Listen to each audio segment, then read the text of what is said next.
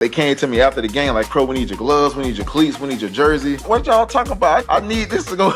This is going back to the crib." And Peyton walks over to me. He was like, "Merry Christmas. I just sent you to the Pro Bowl." He was like, "Merry Christmas. I just sent you to the Pro Bowl." Hey, what's up, everybody? It's Freddie Stevenson from Trials of Triumph. I just want to say thank you to everybody that supported last week's episode with Ernie Sims. And we trying out something new this week, man. We're doing a virtual interview. We wanted to continue to find creative ways to get y'all dope interviews with dope guests, even when they can't get into the studio or even when we can't get in with them. So this week we have another special one coming up with FSU legend Antonio Cromartie. He talks about Florida State-Miami game, how the Noles can bounce back, get on track after the wake-up call last week against Virginia.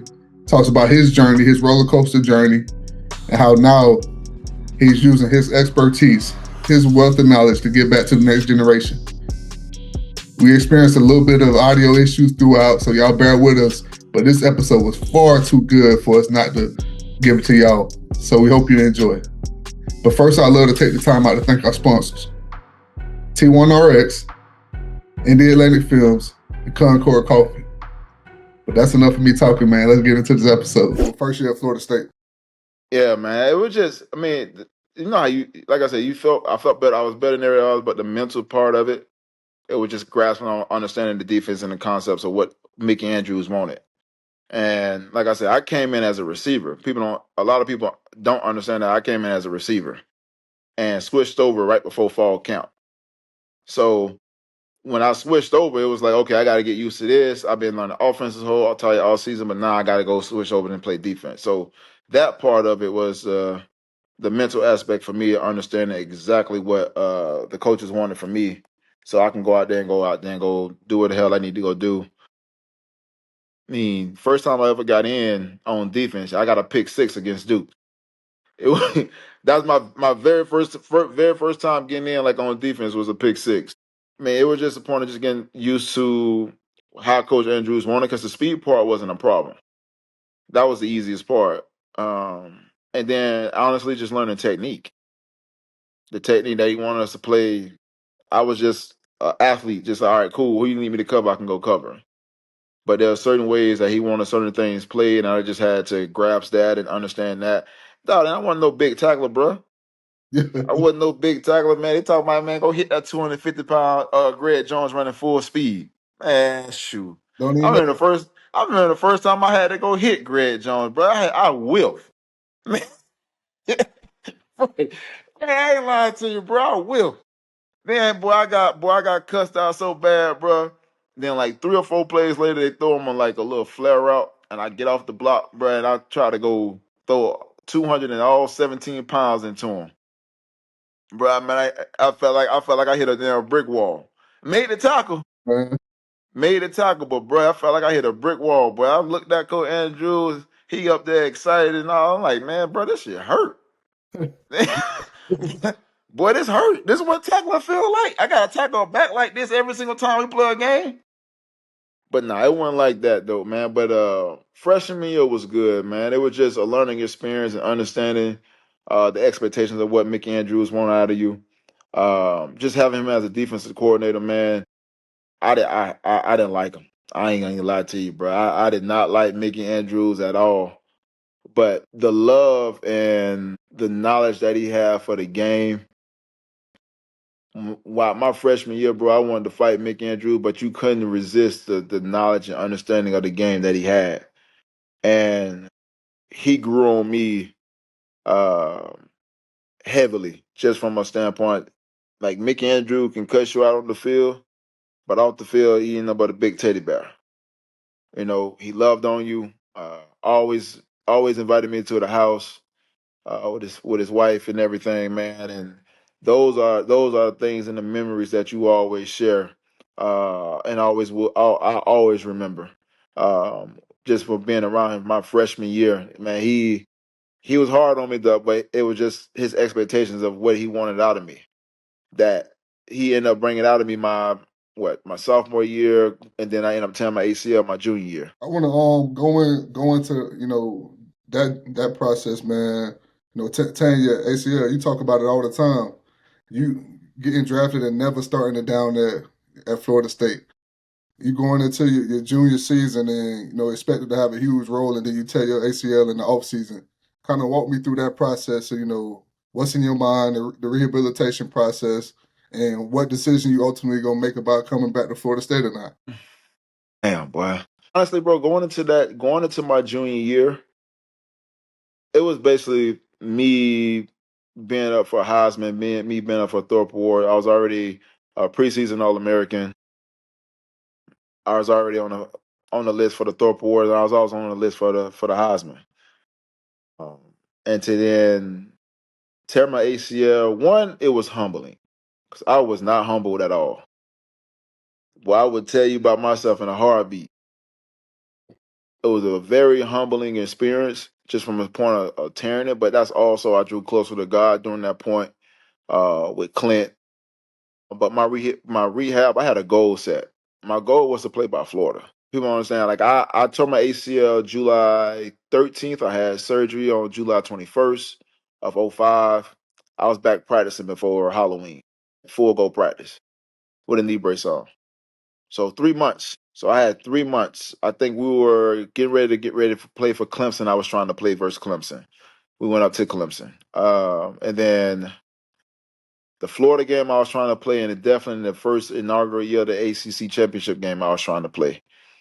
But they told me I couldn't. Then we got down to the bowl game, and like I was like, I'm playing. I don't care what none of y'all say. I'm playing. But man, they shipped my pass back to Tallahassee, man. I And was so bad with them, man. But no, I had made my decision about like people don't understand. I started one game in 2 years, well, in 3 years of me being at Florida State. And the only reason I started is because the senior broke his arm. Coach Bow was heavy on senior. And the only reason I started is because Leroy Smith broke his arm in like the last game of the year. Broke his arm. They put me up to start. Started in the bowl game, the Gator Bowl. Played against Chris Henry, God rest his soul. Played against him, fared well against him, and then everything started going well during the all season. Like I said, tore my ACL. Um, man, going into that season, looking at it, it was a growth standpoint for me, and it showed me how much I really did love football. Um, Being up at 4:45, going to go sit down in coaches' meetings, trying to understand what they're looking at as a player, what they want, studying film with them. It just really made me understand the game a lot better. And honestly, in all honesty, that helped me so much. It slowed the game down to the point it was like everything was moving in slow motion. So when I actually got back to practice and was practicing, it was I did so much film study and started understanding the game a lot more. It's like, bro, I can tell you exactly what you was gonna run before you ran it. And the game slowed down so much that I felt like it wasn't a challenge. So when I actually made the decision, there's two parts to my decision. One was my mom had just found out she had found like 3 or 4 lumps in her breast. So we didn't know what it was. We didn't have the money to do whatever we need to try to do for her to go get surgery and all this other stuff. So that was one of my decisions. Ended up finding out it was just like lymph nodes, non-cancerous lymph nodes, to do the stuff. But that was one of my decisions. The other decision was just the game wasn't a challenge anymore. Practice was way too easy. Covering guys and understanding the game was way too easy. So I made a decision to come out. And I can remember sitting down and talking to Coach Bowden at the bowl game. It's like, hey, Coach, I'm gonna come out. Coach Bowden's like, look, give me a couple days. Give me like 2 or 3 days before you finally make your decision. And if you come back in 2 or 3 days and that's your decision, then I gotta respect it. And I want you to sit down with Coach Andrews and tell him that's your decision. So come back 2 or 3 days later, and I was still um, high on leaving for the draft, even though I had a 6th round grade without playing. Um, but my decision was I wanted to come out, wanted to support my mom, even though they was like, look, we'll do whatever we can to help in any type of way with the best doctors or whatever with your mom. We want you to come back. We'll put you back on for the Heisman list. You'll play 50% of the plays on offense. You'll play 100 of plays on defense. Whatever you need, that we'll make sure that you and your family are taken care of from the standpoint of what they are able to do. And I still turned it down. I still turned it down, and I was like, "Look, I'm gonna go ahead and just enter the draft." I made my decision. So I had to go have that hard talk with Mickey Andrews, and I believe for me that was probably the hardest conversation I've ever had. To sit down with him, his wife, in their room, and have this conversation with him. And like I told you, Mickey Andrews is a man of man, and he only wanted to raise and mentor man and young man to be man. And that's the first time like I can say that I saw Mick Andrews cry. Like we sat down, had that conversation, and it was like, I know I can't change your mind, but I just want the best for you. And to see him where he was in that state, it was just showing the love that he wasn't trying to stop me from going to the NFL. Never once did he say, "I think you'll be better off staying an extra year." No, nothing. He just poured out his support, um, poured out how much he loved me, why he pushed me so hard, and man, that our relationship grew more. I mean, it was already huge already, but just to see him where he was and what he thought about me as a player, not as just as a player, but as a young man making a decision for myself. Um, it was a great moment in time for that and for me and him at during that time. Um, because you just saw how much he cared for not Antonio Cromartie, the football player, but Antonio Cromartie, the 20 year old kid that's making a big decision for himself. And that the support that I received from him, Coach Bowen, and the rest of the staff that was there was phenomenal. You know what I'm saying? I'm always grateful for the relationships that I had during that time at Florida State with that coaching staff. Kind of walk me through the process when you make that decision. You go in and you projected to be like a 6th round guy, and then how Yeah. do you work yourself up into the 1st round? Being 6'2", 215 pounds, running a 4.240 and can have a 44-inch vertical was actually easy. I just had to show I just had to show that I was healthy enough to do it. I mean, a lot of teams wanted me to play safety too, though. That's what a lot of people understand. I had the Chicago Bears that wanted me to play safety. Baltimore Ravens, which I was crazy going on my visit to Baltimore uh, with Rex Ryan and being able to play for Rex Ryan in New York. Told me straight up, and this is what I loved about Rex. Like he told me straight up, "Hey, look, I'm not gonna draft you in the 1st round. I'm gonna draft you in the 2nd round if you're still there, because we got to go get a nose tackle." And that was Oregon, Nada back then. As Nada came out, and he was like, "Hey, Ray Lewis need this nose tackle to make sure he can keep off the lineman off him before he can go out and go make plays." He told me straight just like that. But I had a great relationship with Rex during the whole entire process. Not just Rex, but Lovey Smith when he was in Chicago. Just going through that process of understanding what I'm looking for and what everyone else is looking for.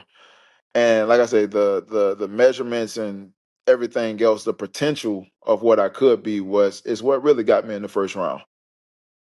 That's crazy watching, hearing you talk about the journey, man. And you talked about that speed though, and I know you got a family full of a lot of talent. You got DRC, you got Isaiah, and all the Yeah, y'all. If y'all yeah, match man. prime, who you think will win the race? In the prime, oh, I'm winning that Hands down. hands down. Yeah, all of y'all moving though, man. That'd be a good one. I know DRC will be like, "Nah, he lying."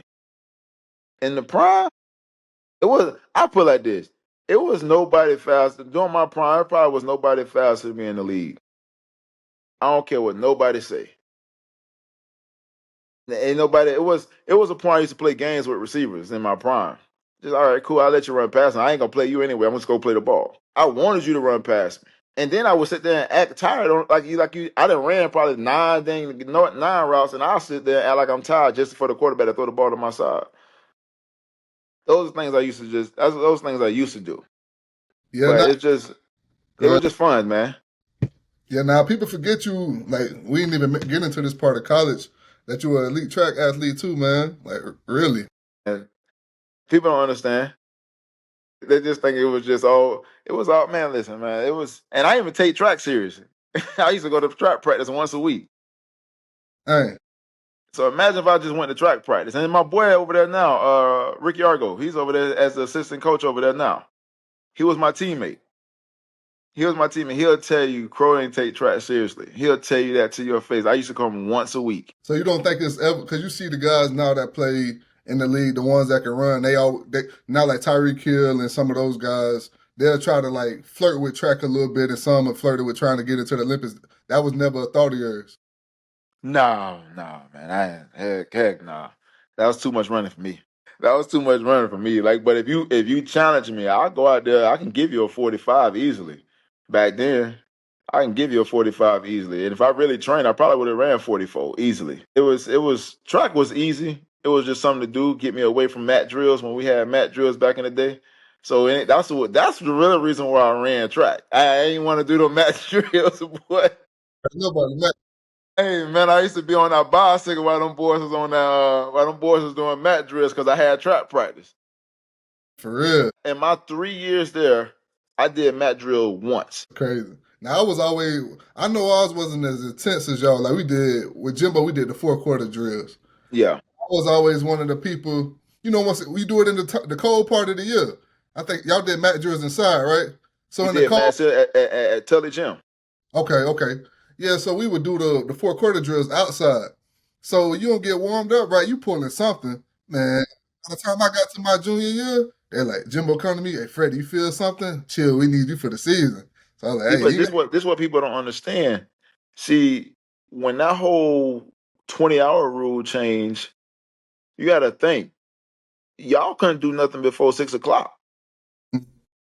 We was in the gym at 5. We had to be in the gym at 5:15. We had to be in the gym at 5:15. Boy, you showed up at 5:40. The doors already locked. The doors are locked at 5:40. So hey, you late, bro. You already late when you show up at 5:40. Don't even worry about it. Yeah, bring you back in at 4:30 in the morning to do the whole thing. You have to do the whole thing at 4:30, then turn around and do the whole thing all over again at 5:45. that's wild. Yeah, So I'm thinking about 4 quarter drills.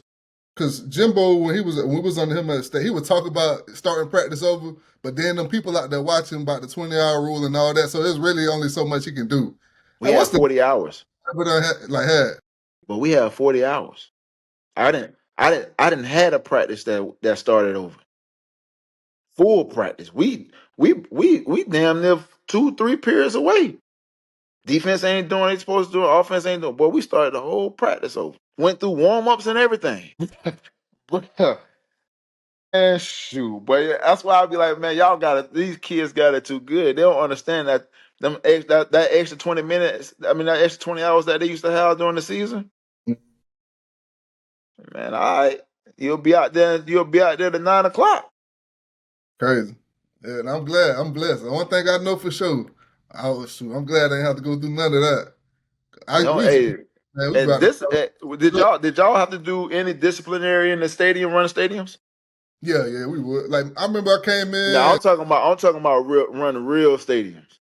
I ain't talking about running halfway up. I'm talking about running that full Yeah, 85 flights. yeah, all the The way. So, whole practice. oh, practice. Yeah, during practice. Oh, no, not during practice. We never had to Yeah, do that. yeah. So this is what Mickey Andrews would do. Mickey Andrews will have you go out there and practice. Then after practice, you got 10 stadiums for disciplinary if he know that you missed class. And then on top of that, man, I remember one day, man, we had a kid named, I forgot his name. God, something Bradwell or something like that. Man, something happened in class with him and some other teammates, bro. Mickey Andrews punished the whole defense. But when I tell you, when Ernie was saying about something about that 200 up downs day, that was because of one player. It was because of one player. When we had about 200 up downs. Now we was out there for about 45 minutes after practice. 45. We were about 45 minutes to an hour after practice. Right, we did about 200 up downs. Ernie was not lying about them up downs, dog, and it was because that person was having a shitty practice. and that person I had already messed up in school. He had skipped classes or something like that, and came out to practice and didn't do well and everything else, dog. And he punished everybody. That's crazy. Y'all ain't had One no player. what people like after that. People want to fight. Man, yeah, we wanted to fight. I know sometimes when you got stuff like that, man, you want to fight, but then you dead tired too. So everybody just chill. Yeah, that's what I'm saying. You heard what I said. We wanted to. Men weren't built to coast. We were built to conquer. T1RX delivers physician-led testosterone therapy and supplements foraged for operators. No fluff, no excuses, just results. Visit T1RX.com and take back the edge. Oh, what? It's the want. Man, we just looked at him and walked right past him, man. That's all you could do. Bro, you know how tired you'll be? For real. I remember this way back to high school. We was in camp and we had one of them old school coaches. And Yeah. we was in camp and we had a Christian camp. So we had the Christian camp and these boys, man, they throwing like we doing everything. You already know how it go. You got a whole bunch of players from the hood. Yeah. So and you come in, they doing all messing up the people facility, all this stuff. They finna kick us out. Coach done took us outside. We're like, Coach, what you doing? We ain't got practice. He's like, man, he just went out there, started running us, told us put a full pads on, doing everything. And I'm over here. I'm one of the young bucks on the team, one of the old heads. I'm just leaning down, bent over tired. And our coach would punish us if we leaned over and bent over. So I remember him slapping me on the back of the head. And in my mind, I done snapped. I want to bump, but it's like, well, I couldn't do nothing. I'm gonna have to catch you later, boy. Too slumped over. Too tired. But hey, you would have been throwing haymakers, but them things would have been moving slow. For real. But I want to get into your first year in San Diego, man. Your first year, you know, we talked about the process of you working to become a first round draft pick. Starting off with the draft day, that moment, man, working, like walk us through that moment because that's you fulfilling a dream now. Man, all right. So let me give you background on my draft story too, though. I already knew where I was going. Dad, I already knew for sure. It was two teams I knew I was going to. That was the Chargers, and that was Chicago. Those Okay. were the two teams I definitely knew I was going to. I wanted to go to Miami, but I knew Miami wasn't gonna pick me because Nick Saban wanted Jason Allen because he missed him in high school. So he already had a relationship with Jason Allen. So Jason Allen went to Tennessee instead of going to LSU. So he missed out on him. So he felt like he had to go draft him at 15 or at 16. But two teams I knew I was going to was San Diego and Chicago. And the reason I say that is because when I went to San Diego, you know how you go on your visits, your team visits. Mm-hmm. Your team visits are only supposed to be like a couple hours. I was there a whole day. Not only was I wasn't even at the facility, I went to the DB coach's house. He was having a cookout at his house. So I knew for a fact that Yeah. I was the only player that ever went somewhere. So I was like, all right, cool. I know it's either gonna be here or it's gonna be Chicago. Chicago is at 23.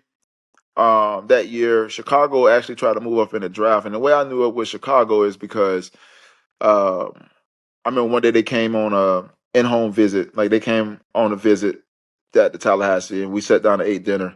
I gave directions from the airport to Outback Steakhouse over by the Tallahassee Mall. Well, formerly as the Tallahassee Mall. I gave him turn by turn, street by street. He followed everything. You know, back then everything was on MapQuest. You ain't have no navigation, bro. You had MapQuest and a sheet of paper.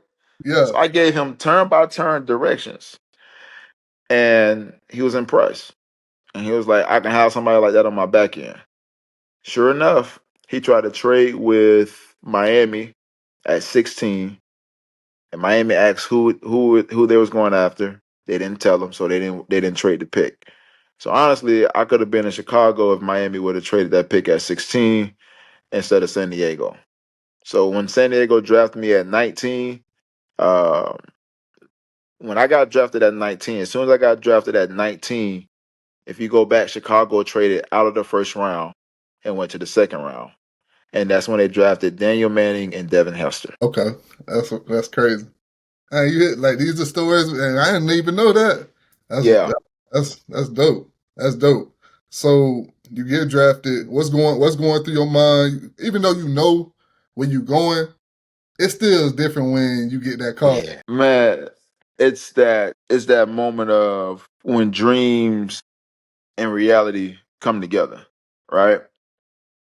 And it's something that since 5 years old that you've been working hard for, and you look at it and it's like, oh shoot, I just got drafted in the first round. Like, bro, and not only that, but I'm celebrating it with the whole family and everybody that's in Tallahassee.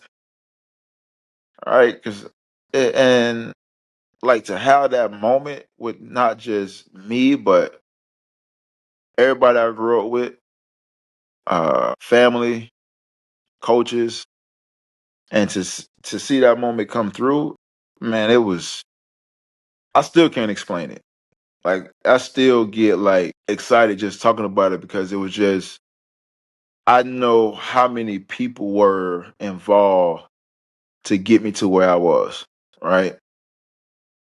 And to see those people's smiles and to see everybody excitement was beyond surreal. Like people don't understand, like even like with Ernie, like him getting drafted. I think Ernie was drafted number 10 to the Lions. People don't know I stayed with Ernie. Like I moved with Ernie when I went to North Florida Christian. So I went to North Florida Christian too with Ernie. Like his mom and his dad, they took me in. You know what I'm saying? So to have that and my godmother, my grandma, you know, shit, the whole south side of Tallahassee, my coaches in high school, all my coaches in high school, right? To have that moment with them was like it's surreal.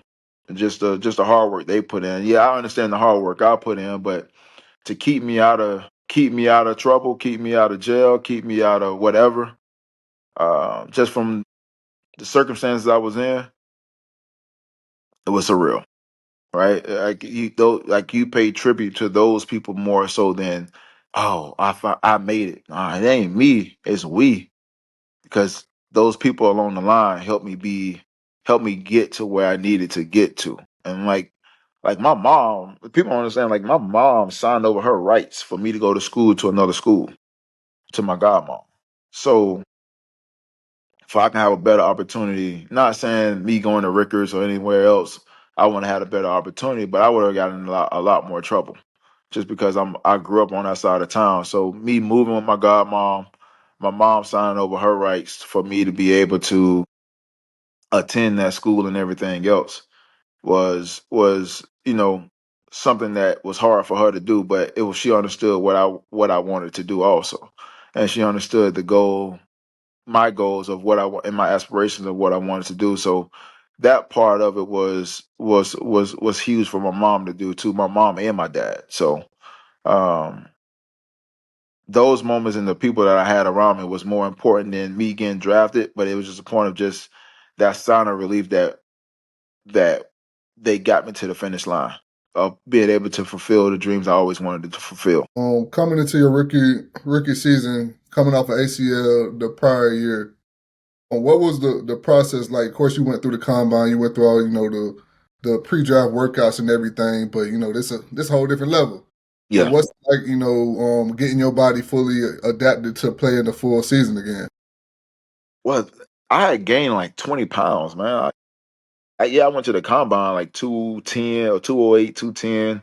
But like during that process of me coming back, running, doing all the other stuff, working back out hard as hell. Like I got up to like 227 my rookie year. I was like 227 pounds. Like going through the process of not playing, when you like something pop in my knee, and yeah, it's nothing but scar tissue, but it felt like I done tore my whole ACL all over again. But just going through the process of learning from guys, Quinn Jeremy, wondering how to be a pro, and how they carry myself. I think that was the biggest thing. Me being a Florida boy, man, we don't listen, man. For real. It go through one ear after the other, bro. So like having guys like LT, Quinn Jammer, um, Antonio Gates, Phillip Rivers around me, man, it just made things a little bit easier to transition for me a little bit easier. And I had a coaching staff that understood that. Look, I ain't played much football, so let me work him in. Let him play nickel. Let us not try to force him to be everything. I'll put pressure. I think I put more pressure on myself to try to be a starter rather than me just play football. So I didn't. I had fun my rookie year, but I didn't have a lot of fun because I put so much pressure on myself. And then having a coach like Marty Schottenheimer, that's a man of man. I remember him. I remember a game we played Cincinnati. I gave up like 200 some yards as a rookie, bro, and I was playing every other series. So I was getting attacked my rookie year from that standpoint. I remember him coming to me and put me into his office. He was like, "You're not ready yet." Say I'm putting too much on you. I was like, "Yeah, the coach, you ain't lying." I told him just like that to me. I was like, "Coach, man, you ain't lying." I honestly told him, I was just like, "Look, man, I can't get into a groove if I'm just switching every other series. Like I'll play two series, and then as I'm starting to find my groove in that second series, I'm getting pulled. Or it's three and out, three and out. You know what I'm saying? Our defense was that good. I played 6 plays and I'm done. And I can remember him coming to me and was just like, "All right, this is what we're gonna do. We're just gonna let you play nickel. Like when nickel call, you go out and go play. It could be 3 plays, it could be 4 plays, but at nickel, you go in and go play." It took a lot of pressure off me because I felt like I had to prove something still. I had to prove that I am the first round pick that everyone that they called me to be. And I just put a lot of pressure on myself. And honestly, bro, I didn't know how to handle the pressure. Yeah, The football game was easy, but I put so much pressure on myself that I was didn't didn't play to the expectations of what I needed to play at, or for myself, not just for what they had for me, but for my own expectations I didn't have. So the best thing that happened for me was the Coach Martin Schottenheimer pulled me aside and told me, "Look, you only gonna play nickel, and that's what I focus on." And played a lot better throughout the stretch. Honestly, bro. And then went into the second year. Marty got fired going into my second year, and they ended up bringing in Norv Turner and Ted Cottrell going into my second year. And the DB coach that they brought in, his name is Kevin Ross. We had Kevin Ross, and we had another guy, a DB coach named Bill Bradley. We called him Wild Bill because he liked wild turkey bourbon. So those two guys helped me slow everything down. When I say slow everything down, my mental, learning how to adjust my speed, everything. Just Kevin Ross really taught me how to play DB because I didn't really learn it uh my rookie year under Coach Brian Stewart. I didn't. I was just an athletic guy that can go out and go play football and do everything else. But Coach Ross actually sat down, taught me how to watch receivers, taught me how to watch splits, taught me how to watch formations. Like that summer, I never left San Diego. I stayed in San Diego the whole entire summer, was watching film, studying film, uh, breaking down things for the next season. And that's what really helped me going into the second year. And people don't even understand. I only started 7 games my second year and still led the league in interceptions. that's crazy. That's crazy. And that's Yeah, I didn't start till week 10. That was my first start. Was week 10 of versus Peyton Manning on a Sunday night game, and that was my 3-pick game. that's the one with the one hand. Yeah, that was my 3-pick, and that was my first NFL start. Walk me through that play, man. That one. I'm gonna tell you right now. You know it. Anytime people type in Antonio Cromartie, it's gonna be 2 plays that pop up. It's a lot of plays you made, but you already know what the first two are gonna be. Yeah, So it's walk. the one-handed pick and the kick and the field goal return. So walk me through the interception against Peyton Manning. Man, I'm gonna walk you through all three. Okay. So this is the crazy part. You know, you go into a game, you hear about Peyton Manning, like, hey man, Peyton Manning is this. You got Peyton Manning is all. He gonna make you do this. If you do this, if you line up this way, he know what we gonna be in. If you line up this way, so I'm in this thing like, man, I can't even be myself. I can't play how I want to play. And I remember I think it's second or third play, man, they ran a double move on me, dog. Ran a double move with Reggie Wayne, and I'm like, damn, they got me. Bro, I went there. I ran the ball down, and I got there I got there early. Got a pass interference call. It's like 30-yard pass interference call. 2 plays later, they ran the ball, got down to like the 10. On that third play, they went to a pass concept. They ran spacing, ended up picking the ball off. That's the first one. Second one, that got me in my groove. That got me all the butterflies, all the nervousness, everything went out the window once I got that pass interference call. Because I was just like, all right, cool. And I'm just gonna play ball now. I already got my penalty out the way, so now it's just time for me to play ball. And after that, dog, I just locked in. To be honest with you, I went into, you have those games and you go into a whole different realm, and that's what it did for me. I just put myself in a whole different realm and just went out there and just played football. Second pick was pressure, threw the ball backside blind, threw it short on a comeback route, picked that one off. And the last one, man, honestly, bro, even if he would have threw it on time and not had pressure, I probably would have still picked it off because they ran a slant and go on me. When you look at the play, I was actually backpedaling, going to go pick the ball off. Reggie Wayne was behind me. So that tells you I was never playing Reggie Wayne. I was only playing the ball. So when I think Sean Merriman got pressure, got around his legs and made him throw the ball where he couldn't step into the throw. Man, honestly, I just went up. I ain't think nothing of it. I just like, okay, I'm just going up, go get the ball at the highest point, end up catching the thing with one hand. It wasn't like me going up with one hand, wasn't playing, it wasn't nothing. I just went up. Like I was going up for a rebound. End up coming down with one hand, bro. Yeah, I had 3 picks before halftime, bro. It was just something like it was just like, oh snaps, like that's crazy. And what's even crazier, I remember they're getting ready to kick a field goal and TV timeout, and Peyton walks over to me. He was like, "Merry Christmas! I just sent you to the Pro Bowl." That's crazy. He was like, Merry Christmas. I just sent you to the Pro Bowl. So you know what I'm saying, man. When you start getting like that kind of respect, and this is my second year, my first ever start. Like you get that respect from a guy like of that caliber, and like, bro, I watched Peyton Manning when he was at Tennessee, so I knew what Peyton Manning was. Him and Peerless Price and all them guys where they beat up my dang on Florida State Seminoles and everything else. Well, he didn't. He didn't. T. Martin did during that time. But just to get the respect from a guy like that of his caliber at that time, and I'm in my second year, bro. It was just it was surreal and um, a moment in time where it's just like, dang, I made it. Sure. It was that moment like, dang, Peyton Manning coming to me, like, dang, bro, I'm doing something. So it was that time, man. It was pretty dope.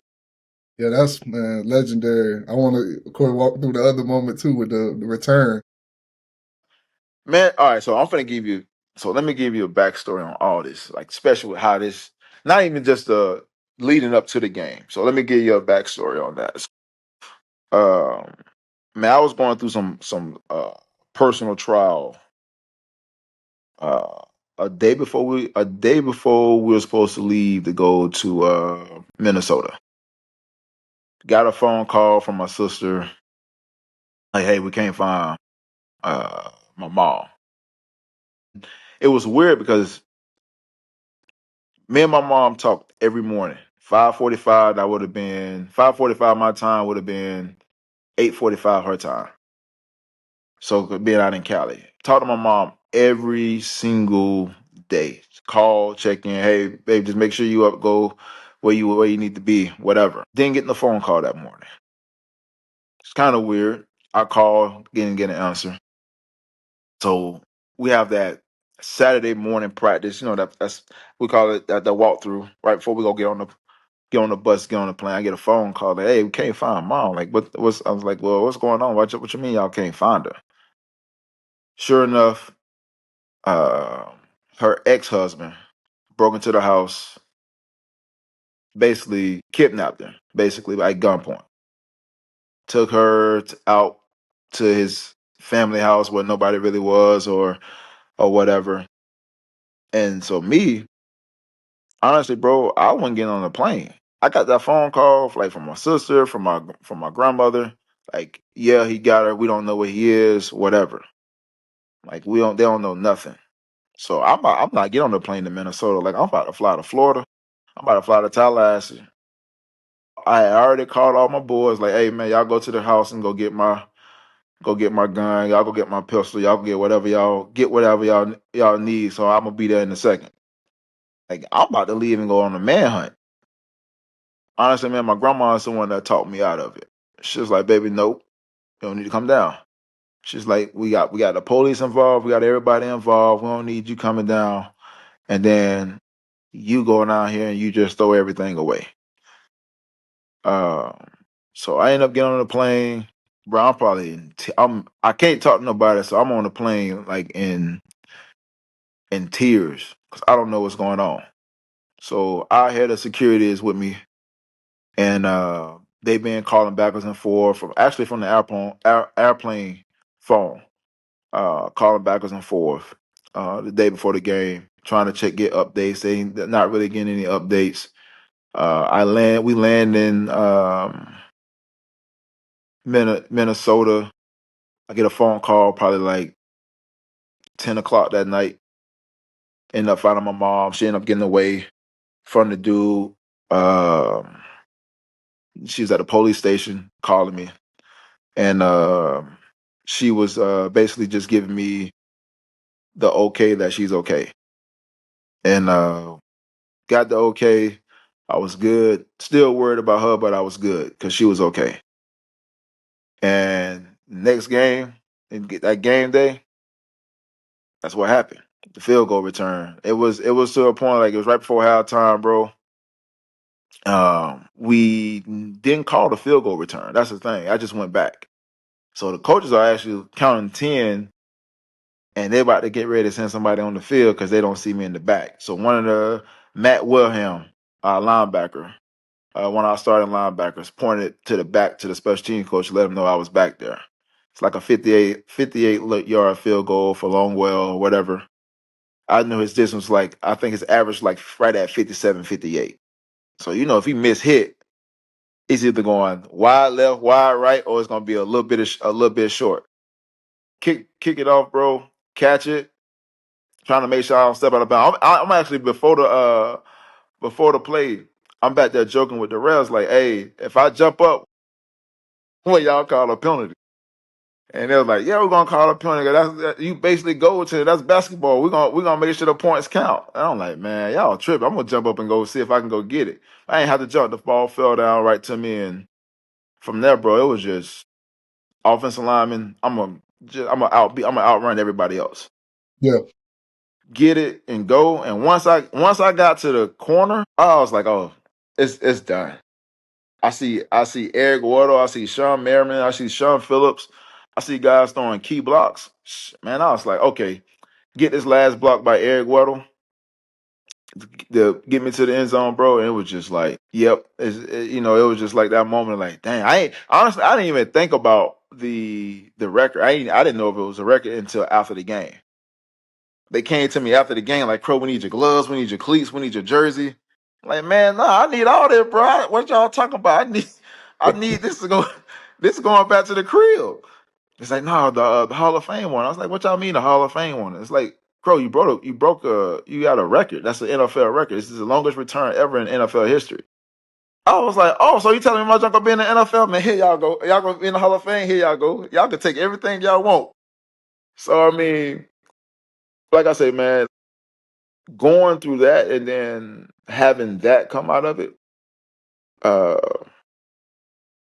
it just shows you that one, that God is for real, certain for sure is He's real.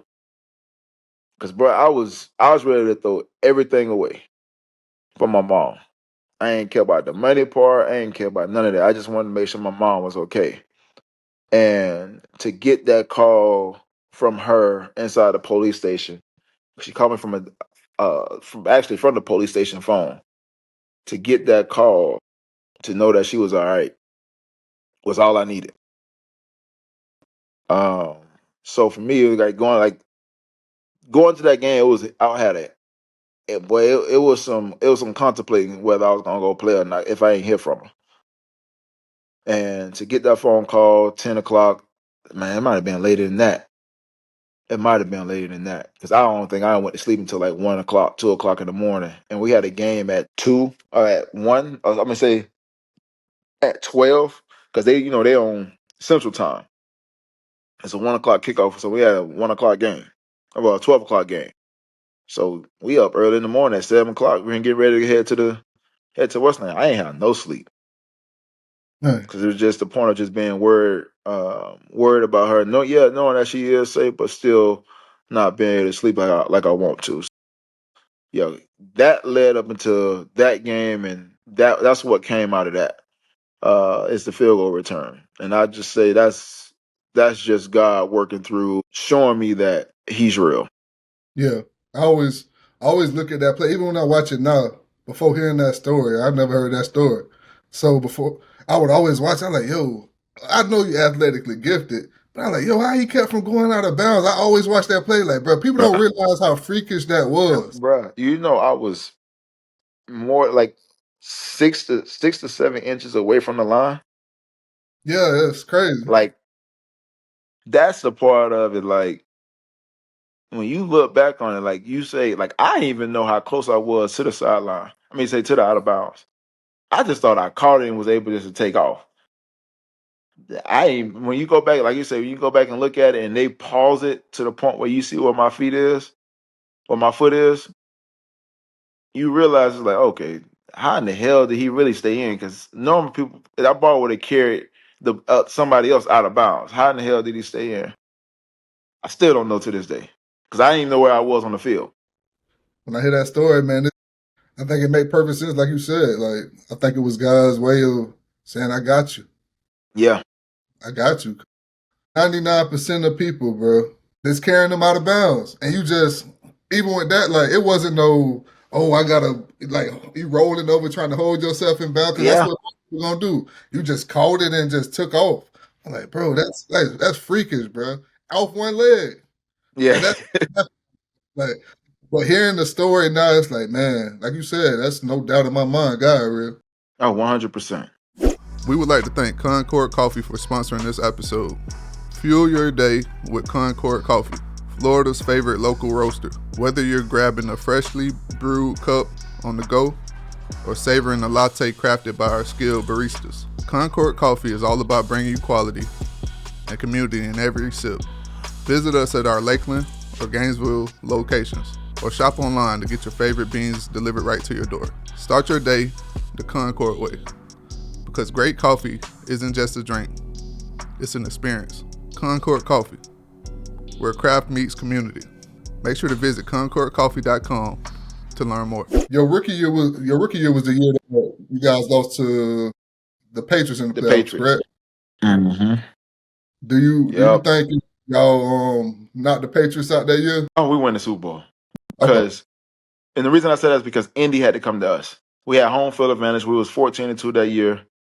The two games that we lost were by a total of 6 points. We lost to uh, Baltimore Ravens week 2 uh, on a Todd Heap touchdown that I actually gave up.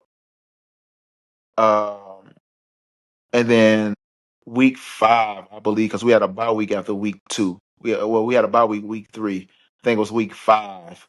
We played Kansas City and we lost on a last minute field goal. We was tied and they kicked the field goal to win the game.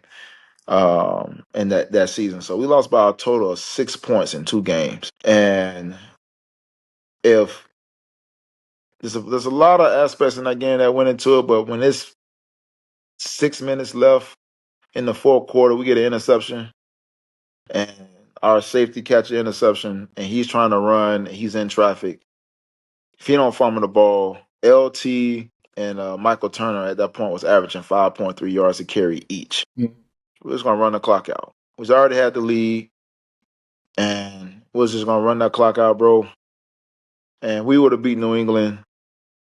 Yeah, we would have beat the hell out of Indy. Indy did not want no part of us.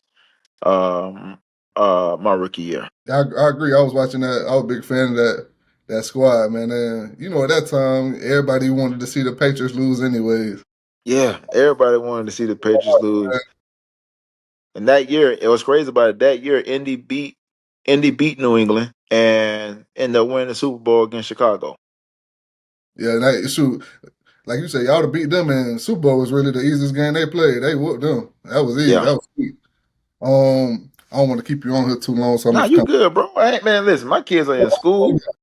My daughter is in my daughter and my wife, they're in Clemson right now because my daughter's a gymnast. So Okay. she's on her official visit up to Clemson, man. You got me, dog. This your time. I bet. So, your time in San Diego, of course, we talked a bit about it. When you ultimately became a free agent, how tough was it for you to try to go somewhere? Like, what was the negotiation process like? Trying to come back to San Diego, or looking at other teams. Nah, you know what? I was traded. After the '09 season. So I still had 1 year on my deal. I got traded.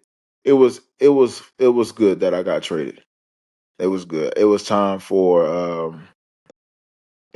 me to move on. It was time for us to move on. Um, I was just a knucklehead, bro. I didn't listen. And I burned bridges, bro. I had burned some bridges, man. I'm still trying to repair that bridge right now with some coaches, man. But um, I was a knucklehead, dog. Didn't listen, man, and it was a point where it was time. So after the 2009 season, we lost to the New York Jets in the division round. Honestly walked up to them and told them they need to trade me. I walked up to the GM. Me and the GM didn't like each other. Uh, the GM would call us by our numbers. He didn't never call us by our names. Uh, so for me, it was just like I already had bad blood because that following year, that 2008 season, I had fractured my hip. So I played the whole entire season on a fractured hip in 2008. They tried to say to the media that it was a hip flexor strain that I dealt with the whole entire year.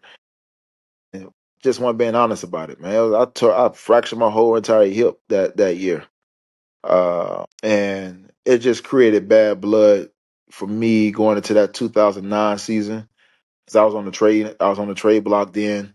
After that 2008 season, it just created some bad blood. That off season, bro. I think I only came on Mondays during the off season. I came in on Mondays to do my physical, like to doing my rehab with the training staff on Monday, and I was gone after Monday. So they didn't see me none but maybe 8 weeks, 8 days out of the whole entire off season. Because remember, our off season used to start back in March 20th. So from March 20th to June, they only probably saw me 8 days or 11 days if you add the mandatory practice. So the 3 days that we got the whatever camp, whatever that's on call. When we go in for 3 days and have the little mini camp, the mini camp that we have during the off season. But that's it. That's all I'm trying to say. So I created that. And that was on me. And once the game was over with, bro, I was just like, yeah, I know we already got trade stuff going on. Y'all might as well just trade me. I don't want to be here. So got traded to New York. Honestly, I didn't even know I got traded. That's the crazy part. I was in Atlanta, in my house in Atlanta, and I was on a plane flying back to San Diego. I was flying back to San Diego. I probably had 30, 30 messages on my phone from my wife, from my agent, from uh, other coaches on the staff that was there at the point in time, like Coach Wilkes and all them. I had probably like 30 missed calls, bro, and messages, just voice messages.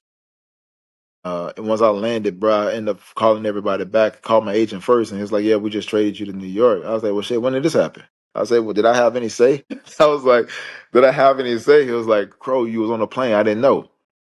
It's like we was trying to reach you, but you was on the plane, and I was like, "Well, shit." I said, "Well, when I'm supposed to go to New York?" He's like, "Tomorrow." It's like tomorrow.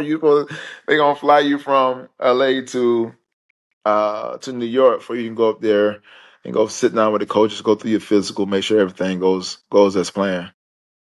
And yeah, bro, that's how I found out. I was on a plane, didn't even know. Nothing went across the ticker, no nothing. I'm over there on a United flight. That's So crazy. nothing went across the ticker that I got traded. I didn't find out until I landed. Got traded in March of 2010 to the Jets. And same team we had just lost by. Got traded there, and bro, it was good since then. Yeah, that environment, man, just was it for you? Was that the reset that you said? You burnt bridges in San Diego, but do you feel like that was the reset that you needed? Yeah, it was the reset I needed. And at the same time, man, I held a lot of grudges that I shouldn't have because I'm the one that caused it.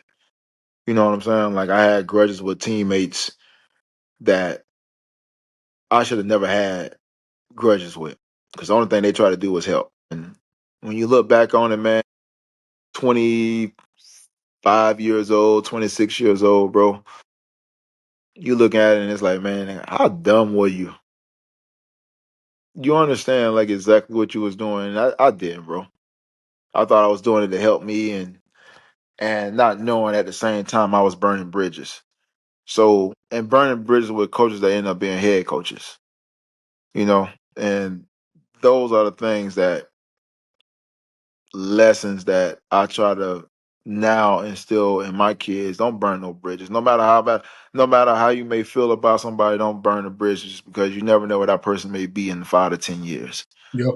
Right. Uh, So those are the lessons like from what I've learned to make sure I hand down to my boys now and understand like how they supposed to go about themselves and carry themselves in a manner of being a professional and carry themselves with respect. And I always tell them respect is not given, it's earned.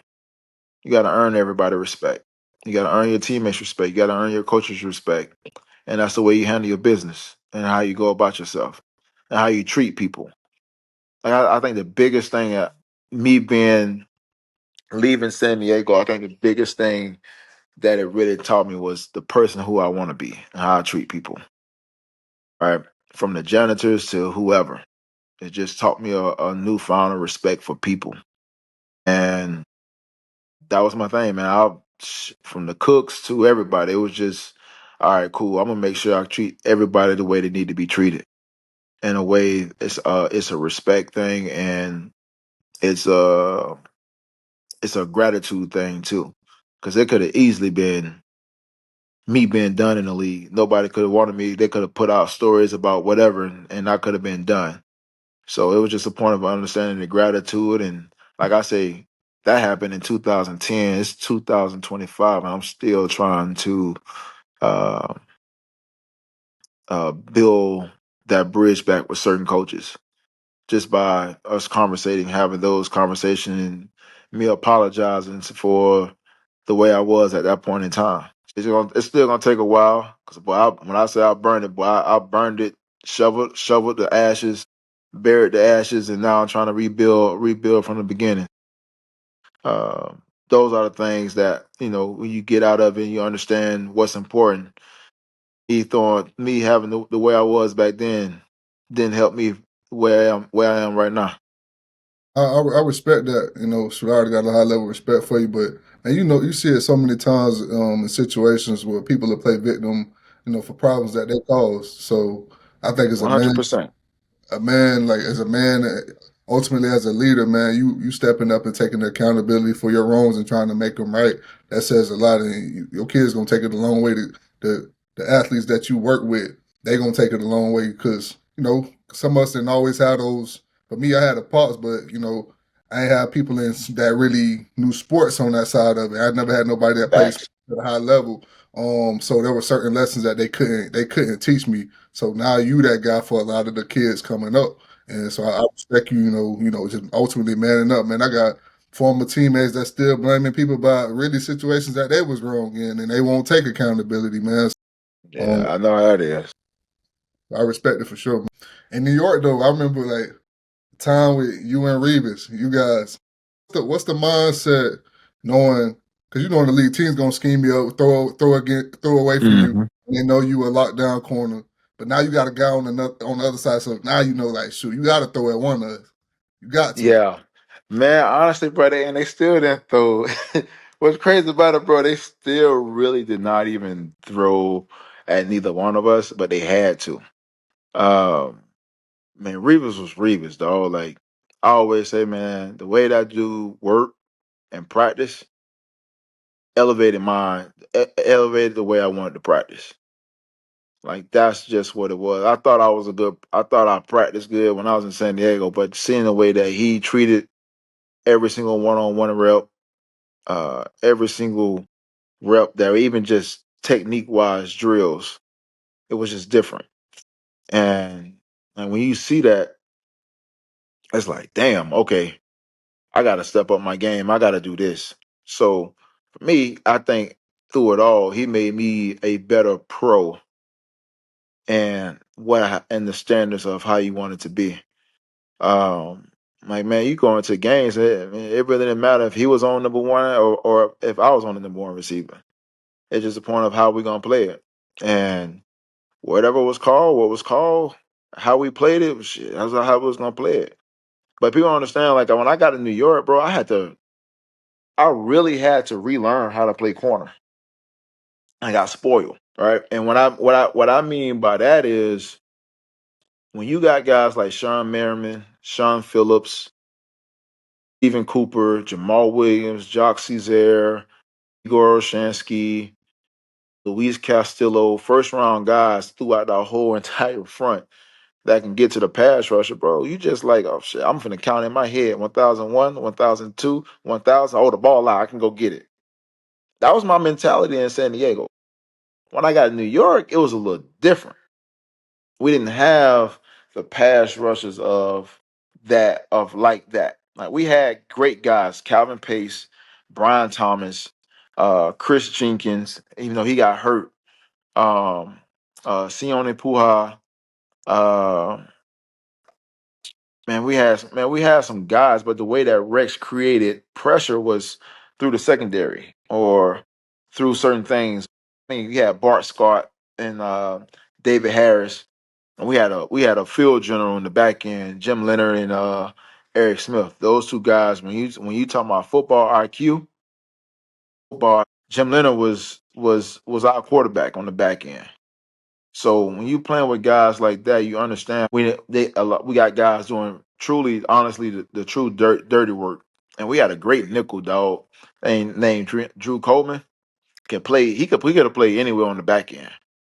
But you talking about just athletically gifted, bro. He was a gifted dude. So you understand he can rush, he can pressure, he can do whatever he wanted to do because he understood what Rex wanted. And this is Rex's second year in New York. So this is my first year in there. So it's just understanding the guys and what the defense wanted it. I mean, we played a lot of man, a lot of zone pressures, fire zones and stuff like that that turned into man, as long as the receiver went over the top of backers or he didn't go fast underneath. So it's just like when you understand what the concepts are and what it was just like okay, I had to relearn how to play corner. And I had a great coach and mentor, and that was Dennis Sturman and teaching me like, hey, this is what we need from you, and this is how we need you to play. So, like when I got to New York, bro, I had to really learn how to actually go back and play corner because I got spoiled with the pass rush we had. When I had a time clock on here, I couldn't have no time clock.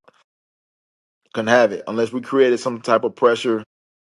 Man, you talking about at times, man. Shit, I mean, one game we played Brady in what's that, 2010 when they beat us 45-3, bro. I was covering somebody for at least for 9 seconds, bro. So when you don't get the pressure that you need sometimes, man. It's just when you had to adjust to different things, it was it was like that sometimes. So credit to those guys to understand like what Rex wanted, and guys that regularly that pressured the quarterback and didn't rush a lot. Those guys was dropping. Those guys was doing the dirty work of setting the edge or on that wham play when that tight end come around the edge, keeping the outside arm free, but closing the other gap and doing other things that the defense asked them to do. Because Rex was a guy that can create pressure exotically, not just with the front four. Yeah. What your time in New York? How did it help? Because you said you had to learn how to play the corner position all over again. How did it help you when you transitioned over to Arizona? Man, that's what, year 9? Yeah, so that's going into year 9. Being in Arizona, man, I was the oldest and I was the old man in the group. Everybody else was 5 years and under, 4 years and under, something like that. So you gotta think, Pat P came in 2012. He was only in his third year, going into his third year, 2012, 2013. Yeah, he was going into his third year. Tyrann Mathieu was going into his second year. Uh uh Rashard Johnson was going into, I think, his fourth or fifth year. You had Tony Jefferson going into his second year. We had just drafted Deion Buchanan from Washington State that year.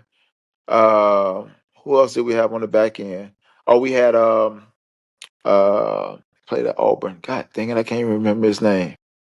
Um, Dang, it's messing me up. He was with Indy at first. Then came over to Arizona. Gerard Powers. Gerard Powers, I think, was in year 6 or 7, maybe. But you're talking about guys that I'm the oldest one in the group. So for me, you had guys that's already established, like Patrick Peterson. Um, and other guys that was on the Gerard Powers already established his stuff. But it was just like being that guy. It was just, I mean, I was just one of the guys. And honestly, bro, that was one of my best years being in the locker room, right? Because you got a bunch of young guys, and they just made the game fun. But being in Arizona, I didn't have to worry about no media.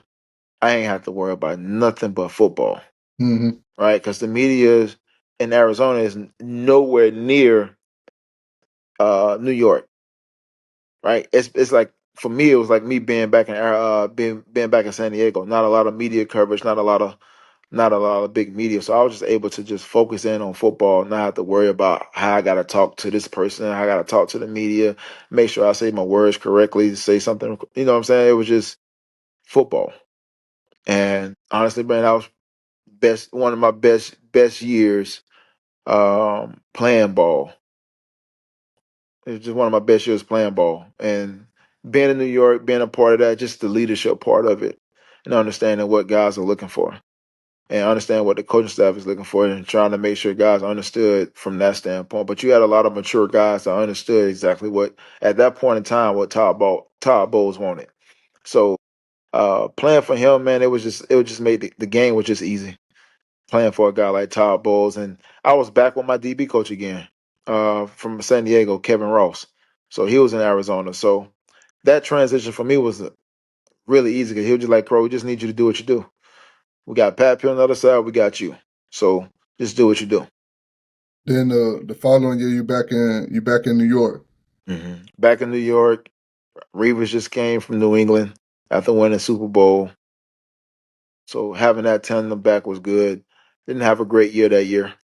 No excuses, because I always say, when you're on the field, you're 100%. All right. So no excuses. Didn't have a great year. Matter of fact, that was the first year in 8 years that I didn't have a pick. So it was the first year in 8 years I didn't have a pick that season. So down year, didn't play well early on in the season. Started playing better um halfway through the other half of the season, but wasn't enough. They was already paying me basically $9 million a year, and ended up being released. You know, so and that was year 10. And so when you get to 32, well, I was 32 years old, 32, 33 years old at that time. It felt like you lost a step. I just played injured the whole entire time, which the GM and the head coach knew. But you got to make decisions off the money part. You already paying Revis what $16 million, something like that, for the year. You had another DB Buster Screen that you had just paid during that season too. So you got to make sure you take care of what you need to take care of. So I was the boy. I was the person that got caught off at the end, and I was fine. I didn't have a great year. You paid me $9 million. You expect more. You expect more from me, and I didn't give them that. So they made that business decision, released me in March after the Pro Bowl, and I'm trying to think. And then yeah, that was it. And then I got to Indy late. I got to Indy 2 weeks before the season started in 2016. I got signed with them, and I was there for 4 weeks. Basically, well, 6 weeks, 2 weeks for the preseason and 4 weeks during the season. I got released after the fourth game of the year. And that's because I took a knee. It wasn't because of my play. Mm-hmm. It's because I took a knee. So for me, it was just like, all right, cool. I'll sit out this year and figure out if next year, if something happens, if I get picked up by a team, we'll see what happens. What was? But Oh, go ahead. but that didn't happen. So I had to retire in 2018. What was that process like for you? Retirement. This game has been part of your life since you were a kid.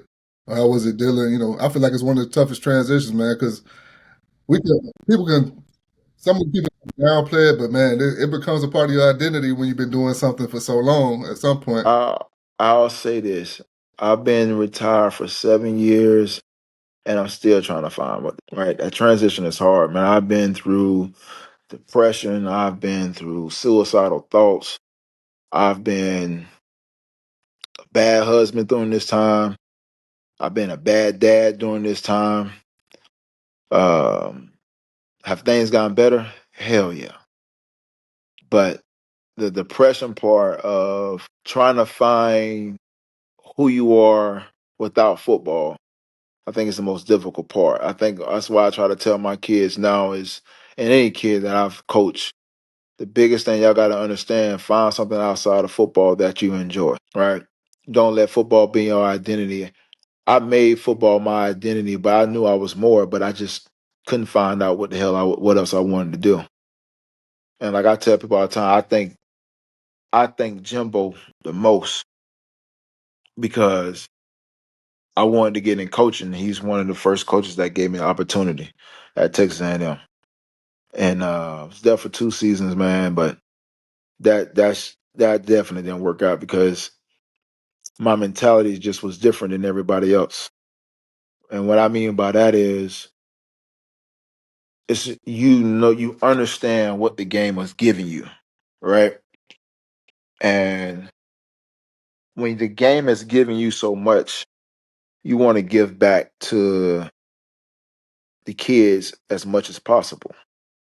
But you also want to be a realist to the kids, like, hey, bro, like what you doing ain't gonna help. And being at A&M was the hardest thing, but also was one of the most satisfying things too, because the relationships you build with the kids.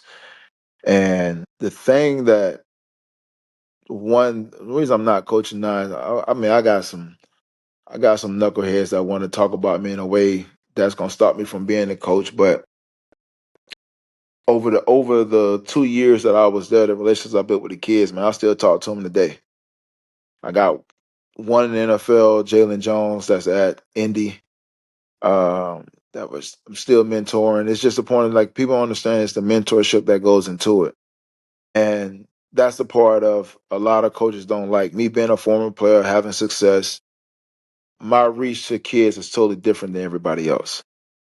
So if a kid come into my office and he wants to just talk, it's like, okay, hey Crow, what did he say? What did he everything all right? Is everything all right? I'm like, yeah, everything all right. Well, what's going on with him? Like, there's nothing going on. Oh, well, you want to be the kids, you want to be the kid's friend. I'm just like, nah, I'm just not finna tell his personal business. Like as long as it's not detrimental to him, someone else, or this team, it ain't no reason for me to tell you what's going on. Like it's Yeah. the kid is coming to me because he find it easy to talk to me. Now, if it's something that was going on with the kid that's detrimental to himself or somebody else or the team, then I will tell you guys. And that's what they didn't like about me. They didn't like the fact that I can actually do my work and actually get it done in the same day. Hmm. It was like I'm not finna look for a needle in a haystack. Football is football. The offensive coordinator tell you what he's running. He's either gonna run this on this side of the field or this on this side of the field. Ain't no reason for me to be drawn to conclusions of what he could possibly run. I'm not into that. I'm into what he shows me over these last 4 games is what he's gonna run. And he's staying consistent with it. Even if I go watch the game from the previous year of him going against us, he's gonna run what he's gonna run against us. So I wasn't into the needle into the haystack kind of person. I wasn't going to do busy work. And that's what they didn't like. I wasn't the person that was going to do busy work. Not only that, but me and Jimbo had a thing where I stayed an hour away. Jimbo felt like I was making a sacrifice driving an hour, right? I drove an hour there and I drive an hour home. So 2 hours a day I'm driving. Jimbo ain't want me in the facilities at 10 o'clock at night. And I got an hour and 5 minute drive at home. So I would leave 8:30, get home around like 9:30, and they would be pissed. And I'm like, bro, y'all gotta take that up with Jumbo. I'm not finna sit here to 9 to 10 o'clock at night, 11 o'clock at night, and then I gotta be right back up here at 5:45. I stay an hour away. And not only that, my first year I was a GA. And like I'm like, y'all asked me to do my work, work is done. Well, Crow, you're not doing it, you're not grinding. And I would tell them like, bro, it's not a grind for you to work. Like y'all make it a grind. I was like, if I got 3 hours, like say for instance, we would meet in the morning at 6:45 with Jimbo. We'll meet at 6:45. We have sitting there about an hour and a half. We'll end up watching some film on recruits or whatever. Going to our staff meeting. Our staff meeting is done at 11:30. Our next meeting until 3 o'clock. I'm already done with the work that you guys asked me to do for the day, tomorrow, and the following week. I'm already done with it. So what do you guys want me to do? Like I'm walking around the office trying to figure out what to do. I can go to the DB coach and ask him, "Hey, I'm already done with my stuff here. What you need me to do?" So I started creating my own work. I started breaking down red zone, even though that wasn't my area. I started breaking down red zone. I started breaking down third, 32 to 5, third and 6, third and 69, third and 10 plus. Like I was in the league, writing down tendencies, doing stuff, creating my own basically game plan or my scouting report about what the offenses do. So I just hand that over to the DC. Like, all right, cool. This is what I did right here. Well, Crow, you only had targets. Yeah, I know, but I'm just giving you guys something else for I can have. I didn't have nothing else to do. But it was like, you're not grinding. They don't take you to be in the office for 16, 17 hours to understand what an offense do. Yeah. And you I was know, like I told them I was paid $10 million a year to break down film. Why wouldn't I do it now for the kids? That's easy. Give me something else. But they couldn't give me nothing. And the DB coach didn't want to give me nothing. And me and him bumped heads because I wasn't his guy. That created something between me and him that from the first week I got on campus, that it was crazy. I wasn't his guy, I was Jimbo guy. It created some tension in the room, uh, to the point where it was I wasn't included in DB dinners. I wasn't included in certain meetings. He'll try to exclude me, but the players would text me like, "Hey, Crow, we got a meeting. Come to the meeting." It's things like that it kind of like pushed me away from wanting to be in college football just because of it. But I love being around it because the kids, the growth that you have in those kids, the mentorship that you can give them, and the recruiting process, man, dog, I love the recruiting process. The recruiting process was so fun because one, I've been through it, I understand it, and I can explain to parents like what is their ultimate goal for their kid. This is before we had the 2022 NIL deal class or the collective class that we had in 2022. Just being able to recruit, to be able to build relationships with kids, even if they didn't come to the program, that was something that was big. I still talk to kids that never went to A&M, right? Because at the end of the day, it was to me, it's more than just football. This is a life journey. This is something that, bro, you can call me at 2 o'clock in the morning, something going on. I can, wherever city you may be in, I may have somebody there to come help you, right?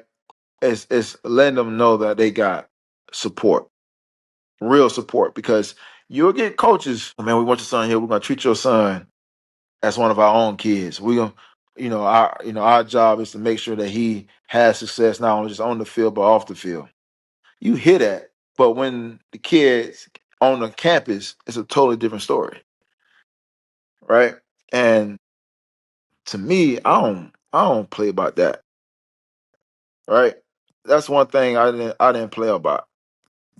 Like if we telling these kids, hold on, my bad, phone just. If we over here telling these kids and they parents that we're gonna be there, we're gonna support them, we're gonna do whatever we need to do for them, then why we can't do that? Why you change up on a kid once he gets here? That's the only way I know how to be is straight up with a kid. That's the only thing I know how to do through recruiting with his parents, whatever. If I felt like the situation wasn't great for him, I don't give a damn if you was a 5 star, you was the number one guy on the board. If you weren't the right guy, or I felt like the fit for you wasn't right, I listen, nah, bro. Listen, this might not be this not may not be the area for you.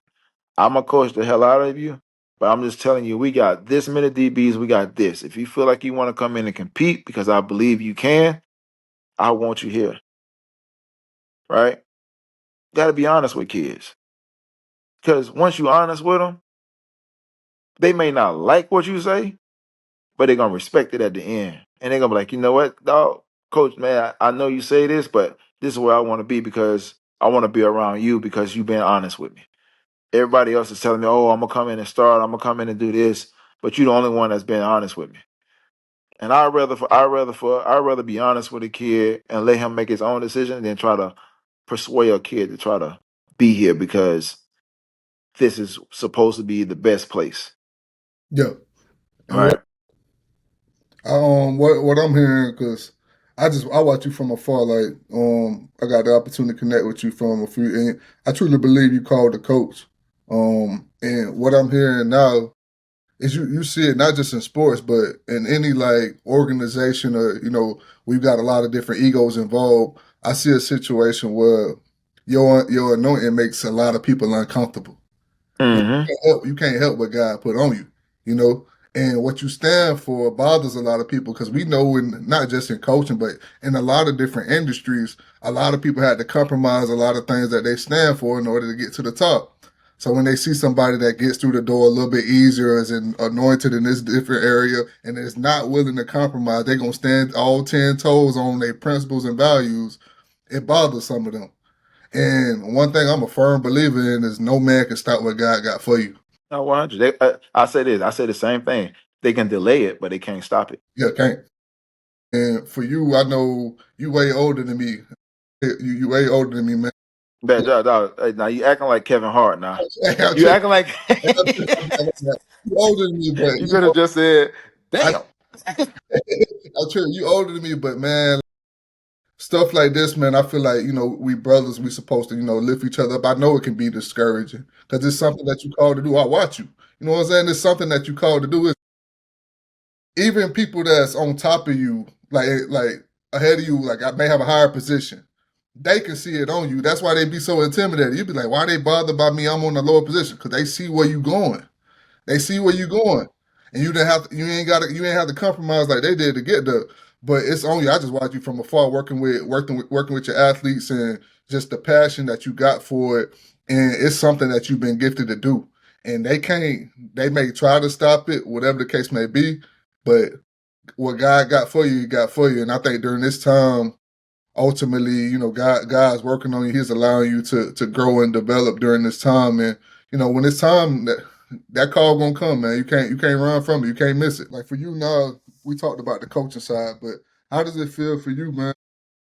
Being able to see your kids now thriving, man. Now you got a son that's playing at Florida State. Yeah, man. Listen, Your son getting offered. How does that feel for you? listen. You see the smile on my face, right? Man, bro, I'm gonna tell you, I went to the Alabama game just to see, bro, just to see my son just run out the tunnel, something that he's always wanted to do anyway. Wait, at Florida State, being where he wants to be, bro, it's a moment. It's something I can't even explain. Like I honestly can't, bro. It's that feeling of having butterflies. It's that emotional side of it. That proud dad moment. All of it just mixed into one. To see my son AJ run out on the field with that guard and goal on, it just hit different. And then to have my son Julian get offered by Florida State, that's just that on top of itself is just like icing on the cake for me. I mean, that's with any of my kids, man, to see where they are. I got man, my daughter's about to graduate from this university in May. So, man, just to see all of it, just to see it. Not just my boys, but to see my girls, like I told you earlier. My daughter now is at Clemson right now on an official visit at Clemson for gymnastics. I mean, she's been to Arizona, Iowa. We just came back from Minnesota this weekend, and now she's at Clemson, man. It's just like you just look at those moments and you just like, boy, you look at it and you just gotta thank God. Because at the end of the day, it's just like like for me, I may not be where I wanna be, but God got me right where I need to be. Right. And that's being here for my kids, being here, seeing these moments, being able to be a part of these moments and just being able to just um experience these moments with them. Um, so I'm just enjoying every moment as a dad, um, in every aspect for my kids. You had opportunity. You were one of the best to do it. Legendary career. But also, you had a lot of legendary matchups with guys on the other side. But yeah, If you had to name five, and if you can't name five, we could do 10. I can name five: All right, your top five receivers that you went against during your career. Julio Jones, Brandon Marshall, Ocho, Reggie Wayne, and Demarius Thomas. Okay. And each one that you name, what makes him different? What makes him stand out? Yeah. Julio, though, was just big, physical, fast, can get in and out of his breaks with no problem. Brandon Marshall, man, a defensive player playing then offense. That's what Brandon Marshall was, man. And then you had the craftiness of Reggie Wayne, where they can line him up in the slot, put him in motion, put him in stacks and bunches, let him run every single route in the route tree. Yeah, Ocho with great feet, understood how to get out his break better than anybody I've ever seen come out of his break and set you up and do certain things. Demarius Thomas is a lot like Julio. Big, fast, physical, didn't mind contact, and once he caught the ball, it was going to be hell to get him down.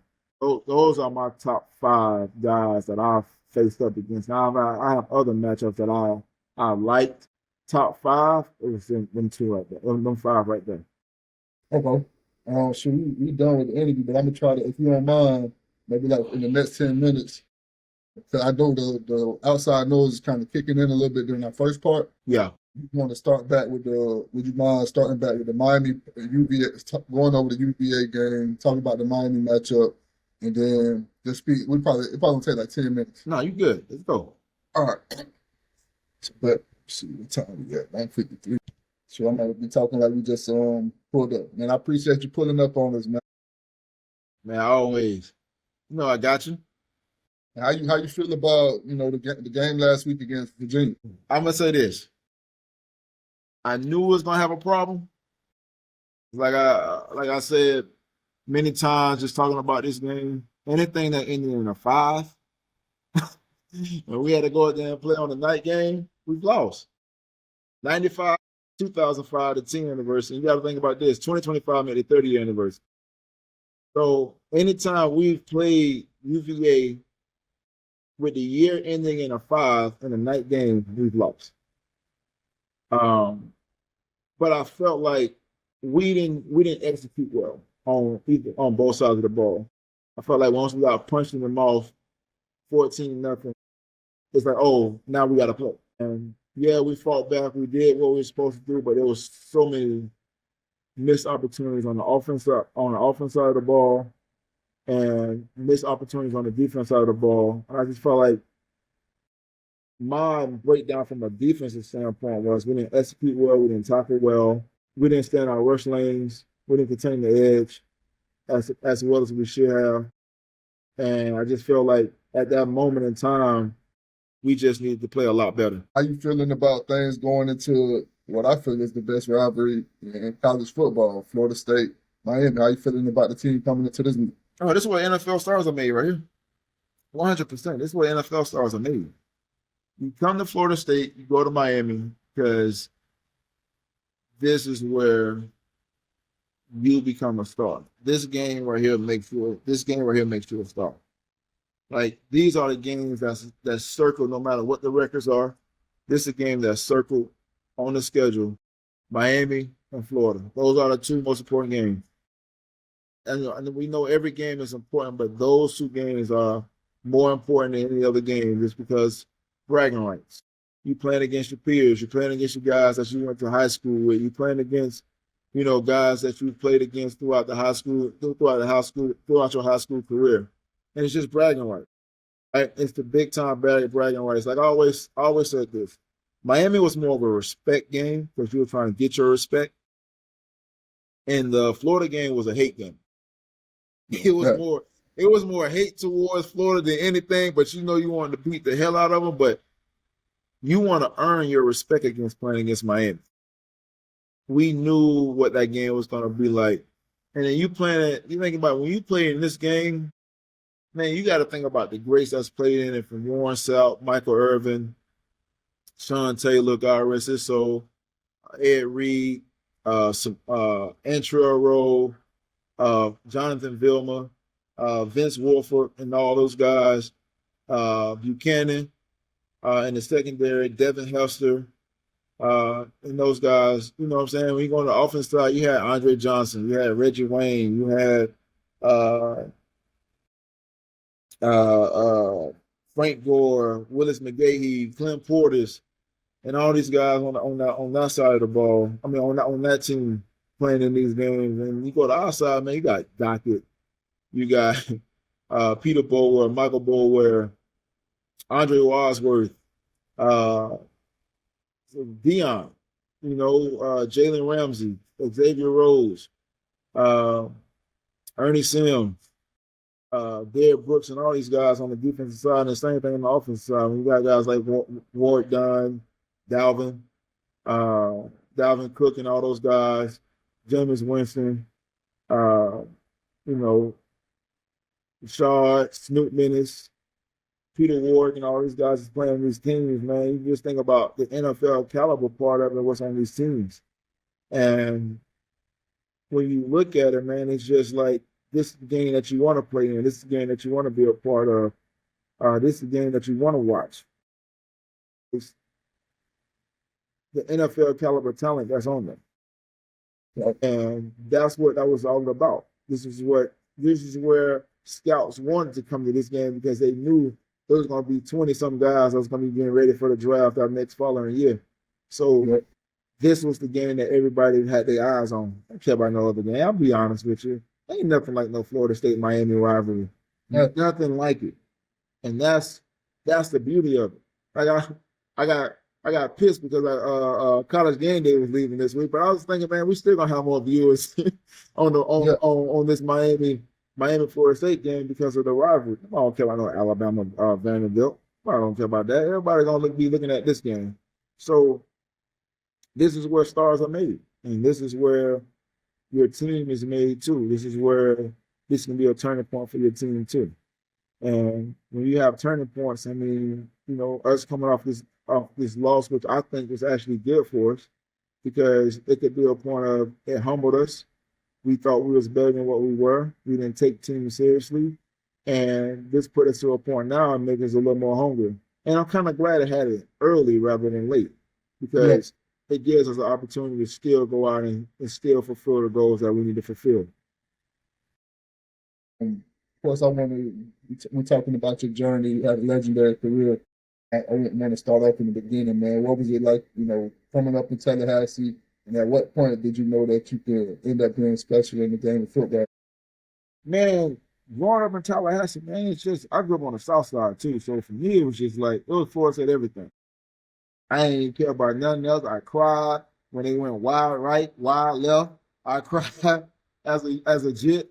So for me, it was just understanding that part of the game, and being able to be a part of something that I grew up to watch, that I was able to see for myself, go to a game, be going in goals since I can remember. It's exciting, and to go through this journey of being home, being a part of something that's I've always wanted to be a part of, was one, a surreal moment, but also just a dream come true. And when I say when you meet dreams with reality, and your dream become your reality, is something that's something that's special. As a child coming up in the state of Florida, you already know it's the big three that stand out to everybody: the Florida State, Miami. For you, in your recruiting process, you became one of the top players in the country. How did you ultimately end up at Florida State? Well, give you a story. Miami dropped me from their recruiting list a week before I went on my visit. Michigan was crazy. I was ready to commit to Michigan. So, I honestly I wasn't going to Florida State just because there's a lot of stuff that was going on at Florida State during that time with Adrian McPherson, the quarterback with the gambling and all that stuff that was going on. I don't still don't know the full story, but I just felt like some things wasn't being portrayed the right way for me. Michigan came on a in-home visit actually the night I was going to commit. They got to my house 3 hours late, and my grandma was like, "Nah, you ain't going. If they're gonna be at my house 3 hours late, then you ain't going." So Coach Jeff Bowden, his son, Mickey Andrews, come to my grandmother's house. Like with Coach Bowden, once he started talking about church, being a Christian, writing scripture, man, listen, man. My grandma was like, "Baby, I know you got your doubts, but this is where you going." Anyway, and when grandma speaks, man, you listen. And, you know, being able to have those three guys in my home, man, in my grandma's house, let's talk about not football. And then that's the thing that I loved about Coach Brown. He didn't talk about football at all. He talked about life. He talked about being raised as a young man, becoming a man, and if football happens, it happens. But its most important thing was to raise a man, and that part of it was more important to my mom and my grandma than football. And just to have my grandma come to games, to have my mom come to my games, to have my siblings come to games, that was a valuable point. That was valuable to me. Like to let them see me play and being able to have them there. If I needed something, I could call my grandma, I can go to her house. I can do, if I need a quick meal, it was like, "Hey, grandma, mom, can y'all come cook, or can I come to the house and y'all cook something?" So it's just having that that family feel that if I would have left, I wouldn't have had. It just would have been me. Yeah. And that was something that they made some important notes about, and just listening to Coach Andrew just talk, and then understanding what he wanted from me as a player and as a young man.